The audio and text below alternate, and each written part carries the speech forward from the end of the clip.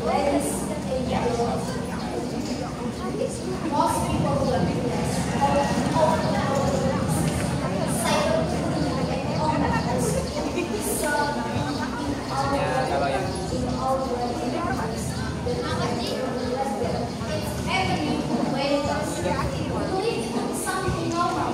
Every day, when it's normal, every time.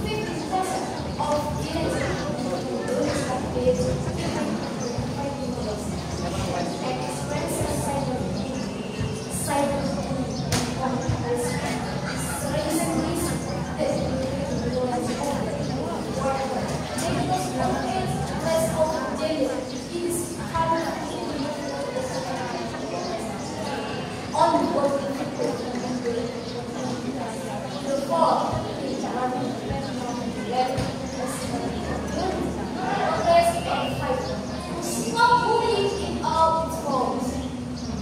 Ladies and gentlemen, cyberbullying and online harassment have a serious impact on victim mental health, both emotionally, socially, and academically. Not only that, Islam also prohibited it inside Al-Quran.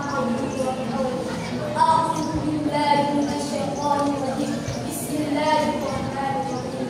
Ya ayyuhalladzina amanu la yaskhar qaumun min qaumin asa an yakunu khayran minhum wa la nisa'un min nisa'in asa an yakunu khayran minhum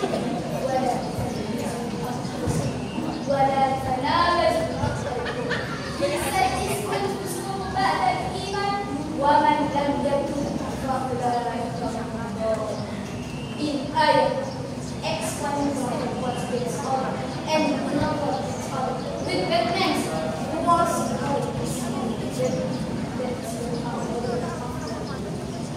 ladies and gentlemen, how to fight cyberbullying and online harassment?